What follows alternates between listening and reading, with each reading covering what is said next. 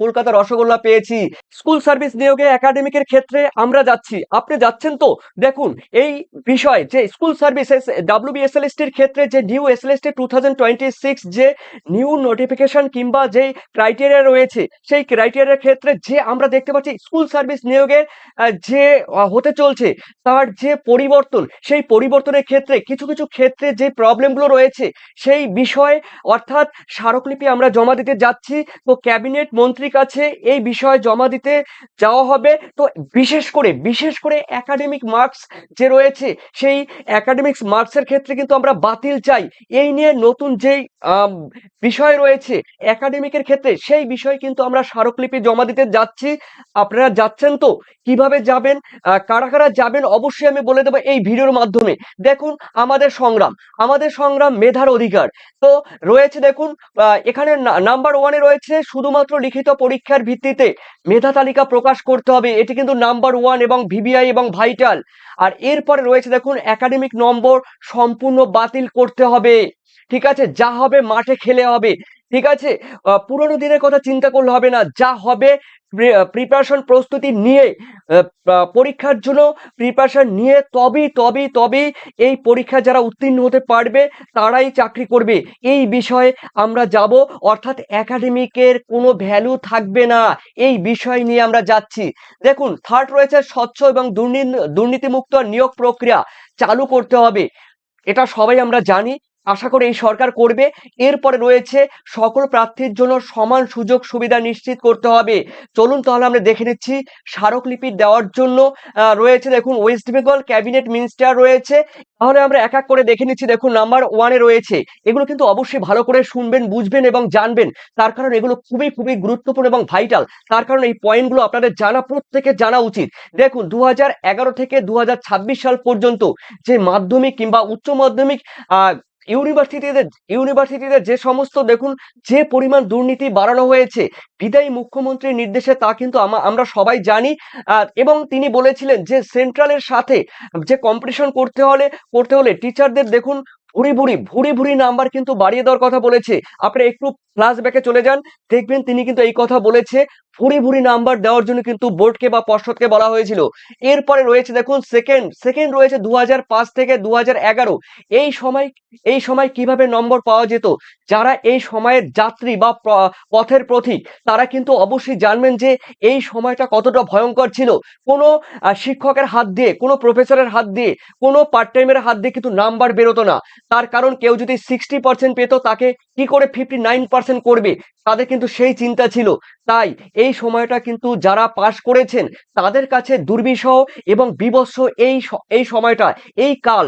ঠিক আছে, তো সেখানে আমরা জানি সবাই এই প্রবলেম সাফার করছেন যারা রয়েছেন ওই সময়ের। এরপর রয়েছে সেন্ট্রাল গভর্নমেন্ট গ্রুপ ডি। দেখুন, ভালো করে মাথায় রাখবেন, গ্রুপ ডি, গ্রুপ সি, তারপরে এসএসসি রয়েছে, রেল রয়েছে। কোথাও কিন্তু একাডেমিকের কিন্তু উল্লেখ নেই, অর্থাৎ কোনো একাডেমিকের কিন্তু ভ্যালু নেই। তাছাড়া লকডাউনের যে সমস্ত পিরিয়ড চলছিল, লকডাউনের সময়, সেই সময় কিন্তু এখন নম্বর যে ভুরি ঢালাও কিন্তু নম্বর কিন্তু প্রোভাইড করা হয়েছে, নাম্বার কিন্তু দিয়ে দেওয়া হয়েছে, জোর করে দিয়ে দেওয়া হয়েছে। কেউ যদি পেত 40, তাকে করা হয়েছে কিন্তু 65। ঠিক আছে, তো সেটি কিন্তু এই আগের সরকার কিন্তু করেছে, আমরা সবাই জানি। এবং লকডাউনের পিরিয়ডে কি পরিমাণ নাম্বার তারা পেয়েছে, তো সেই নাম্বার দিয়ে যদি এখন বর্তমান সময়ে একাডেমিক তারা শো করে, তাহলে পুরানো যে সমস্ত যারা পাশ করেছে তারা কিন্তু গভীর সমুদ্রে, প্রশান্ত মহাসাগরের মারিয়ানা খাতে কিন্তু তারা তলিয়ে যাবে। দেখুন, এরপরে রয়েছে চারে রয়েছে সিবিটি, অর্থাৎ কম্পিউটার বেসড টেস্ট, যে এক্সাম হলে খুবই কিন্তু ভালো হয়। তার কারণ এখানে কিন্তু দুর্নীতি থাকবে না, যা থাকবে একদম কম্পিউটার বেস এক্সামের মধ্যে যেগুলো পরীক্ষা হয়, যেমন বিভিন্ন পরীক্ষা, ভারতবর্ষে এখন বিভিন্ন পরীক্ষা হচ্ছে, আপনারা সবাই জানেন। তথাপি এসএসসি ক্ষেত্রে যদি, স্কুল সার্ভিসের ক্ষেত্রে যদি কম্পিউটার বেস টেস্ট করা খুবই ভালো হয়। এবং দেখুন, সিগন্যাল রয়েছে, তারপরে সিগন্যাল জ্যামার বসিয়ে কিন্তু এক্সাম নেওয়া হয়। প্রপার মেটাল ডিটেক্টর দিয়ে দেখুন যেটা করা হয় প্রসেসিং, ফ্রিজ ফ্রিস্কিং যেটি রয়েছে এটি কিন্তু দরকার আছে, অর্থাৎ প্রত্যেকটি পরীক্ষার হলে কিন্তু যে জ্যামার বসানো থাকে, যেখানে মোবাইলের মাধ্যমে তারা যেন কোনো গণটোকাটুকি না করতে পারে।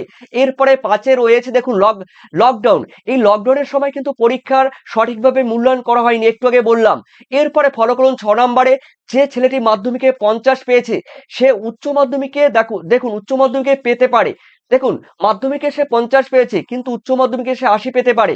আবার দেখুন মাধ্যমিকে যে 85% পেয়েছে সে কিন্তু তার সাবজেক্ট যদি সায়েন্স হয় তাহলে সেই সায়েন্স সাবজেক্টের ক্ষেত্রে, ঠিক আছে, সেই বিজ্ঞানের ক্ষেত্রে কিন্তু সে কিন্তু 40% কিন্তু নিয়ে পাওয়াটা তার কাছে খুবই খুবই টাফ হয়ে যায়, অর্থাৎ পাশ করা তার কাছে কিন্তু দুর্বিষহ হয়ে যায়। তাহলে সরকারি চাকরিতে যে মেধা কিংবা জ্ঞান দুটোই কিন্তু দেওয়া হয়, ঠিক আছে, সরকারি চাকরিতে মেধা কিংবা জ্ঞান দুটি দেওয়া হয়। অতীতে যে অতীতে অতীতকে কত নম্বর, অতীতে কে কত নম্বর পেল সেই নিয়ে কিন্তু বর্তমানে যোগ্যতা বিচার বিচার কেন হবে। দেখুন আগের দিনে কে কত নাম্বার পেয়েছে, বর্তমানে যে যে নাম্বার পেয়েছে, এই নাম্বার দিয়ে কেন কেন আমরা পুরনো এবং নতুন এই নিয়ে আমরা কিন্তু ডিভাইড করব। এগুলো আমাদের কোনো প্রয়োজন নেই। যা হবে সম্পূর্ণ হবে রিটেন এক্সামের মধ্যে, খেলা হবে রিটেন এক্সামের মধ্যে, কোনো খেলা চলবে না, এক্সট্রা কোনো খেলা চলবে না। যা হবে পরীক্ষা দিয়ে পড়াশোনা করে দিনরাত এক করে কিন্তু যারা নাম্বার পাবে তারাই কিন্তু প্রকৃতপক্ষে শিক্ষক হতে পারবে। আগের দিনে কখন কোন সময় বা কখন আমরা নাম্বার পেয়েছি, ভুরি ভুরি নাম্বার পেয়েছি, সেই নাম্বার দিয়ে কোনো লাভ নেই। নাম্বার হবে রিটেনের মাধ্যমে, নাম্বার হবে পরীক্ষার হলে। তো এরপরে দেখুন যে রয়েছে সাথে সাথে রয়েছে 2023 সালে যে 12th ফেল একটি সিনেমা বেরিয়েছিল, মুভি বেরিয়েছিল, নিশ্চয়ই আপনারা অনেকে দেখেছেন কিভাবে একটা ছাত্র নিজের পরিশ্রম দিয়ে সে আইপিএস অফিসার হিসাবে কিন্তু প্রতিষ্ঠিত নিজেকে করেছে। এটাও কিন্তু একটা বাস্তব এক্সাম্পল, ঠিক আছে। এরপরে আমরা সারাংশ হিসাবে লাস্ট আমরা বলতে পারি সরকারি চাকরি হবে বর্তমান মেধার ভিত্তিতে। পূর্বে কে কত নম্বর পেয়েছে বর্তমানে মেধার তার কিন্তু বিচার করে না। এখানে কিন্তু ফ্রেশ ভাবে নিয়োগ হচ্ছে, মানে সেখানে কিন্তু একাডেমিক জিরো করে স্বচ্ছভাবে কিন্তু নিয়োগ করার জন্য জোরালো জোরালো দাবি জানাচ্ছি। তার জন্য আমি প্রথমেই বললাম যে যে ক্যাবিনেট রয়েছে, ঠিক আছে, মিনিস্ট্রি অফ ক্যাবিনেট, সেখানে কিন্তু আমাদের যে স্মারকলিপি সেই স্মারকলিপি জমা দিতে হবে।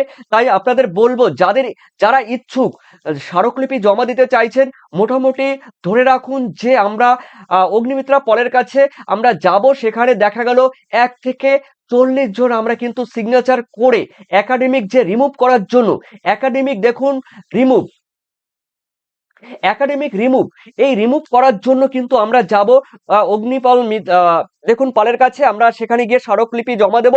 তো যারা যেতে ইচ্ছুক কিংবা যারা যেতে চাইছেন অবশ্যই এই হোয়াটসঅ্যাপে যোগাযোগ করবেন। তার কারণ একটা কথা বলে দিচ্ছি, 3 তারিখে কিংবা 5 তারিখে কিন্তু সম্পূর্ণ যে বৈঠক হবে সেই বৈঠকে কিন্তু সম্পূর্ণ ঘোষণা করা হয়ে যাবে কোন প্রসেসে স্কুল সার্ভিস বা WBSLST নিয়োগ হবে, সেগুলো কিন্তু ঘোষণা হয়ে গেলে কিন্তু তখন আমাদের কিছু করার থাকবে না। তাই 3 তারিখ কিংবা 5ই যে রয়েছে জুন, সেই তারিখের মধ্যে, মানে 3 থেকে 5 জুনের আগে আমাদের কিন্তু যেতে হবে। অর্থাৎ এই নাম্বারে 8777 তারপরে 365996 এই নাম্বারে আপনারা হোয়াটসঅ্যাপ করবেন, ঠিক আছে। অরিন্দম দে, তো এই অরিন্দম দের হোয়াটসঅ্যাপ নাম্বার আছে, এই হোয়াটসঅ্যাপের নাম্বারে আপনারা যুক্ত হয়ে যাবেন। যারা যাবেন অবশ্যই এই হোয়াটসঅ্যাপে যুক্ত হয়ে যাবেন। তার কারণ ঘরে বসে থাকার সময় নয়, এই মুহূর্তে এই সময় আমাদের এমনিতে বিগত 15 বছর ধরে আমরা যে দুর্বিষহভাবে এবং কঠিন পরিস্থিতির সঙ্গে লড়াই করে, দুর্নীতির সঙ্গে যে লড়াই করে, ঠিক আছে, আমরা যে বেঁচে আছি, এখনো যে আমরা টিকে আছি আমাদের ফ্যামিলির সঙ্গে, আমাদের সমাজের সঙ্গে, আমরা বিভিন্নভাবে কিন্তু আমরা অ্যাডাপ্টেশন হতে পারছি না। সেই হিসেবে মানে তারপরেও কিন্তু আমরা সমাজে টিকে আছি, পরিবেশের সঙ্গে খাপ খাইয়ে নিয়েছি।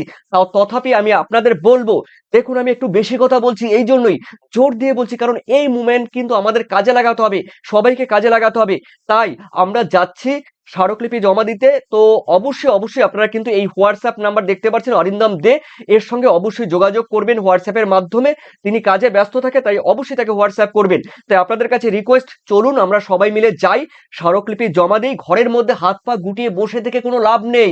এখন কঠিন পরিস্থিতি, এই পরিস্থিতির মধ্যে কিন্তু আমরা লড়াই বিগত দিনগুলোতে করেছি। তার আলটিমেটলি আমরা কি পেয়েছি? আলটিমেটলি আমরা পেয়েছি একটা রসগোল্লা, কলকাতা রসগোল্লা পেয়েছি। সেই রসগোল্লা শাসকল আর আমরা পেতে চাই না। এই নতুন সরকার নতুন ভাবে আমরা তাকে কিন্তু আমরা এনেছি ক্ষমতায়, এবং এই ক্ষমতা আশা করি সে ভালোভাবে ব্যবহার করবে শিক্ষার ক্ষেত্রে। আমরা শিক্ষার ক্ষেত্রে কথাটি বলবো, তার কারণ শিক্ষা ব্যবস্থা আমরা জানি একদম একদম মানে মাটির সঙ্গে, মানে একটু আগেই বললাম গভীর সমুদ্রে প্রশান্ত মহাসাগরের মারিয়ানা খাতে তলিয়ে দিয়েছে। তাই আমরা নতুন ভাবে জাগি, তাই বলি, তাই বলবো উঠুন, জাগুন, নিজের প্রাপ্য বুঝে নিন। তো চলুন এই হোয়াটসঅ্যাপে যোগাযোগ করুন। ভালো থাকবেন, সুস্থ থাকবেন। তো দেখা হচ্ছে পরের ভিডিওতে। থ্যাংক ইউ আপনাদের সবাইকে। Bye, tata.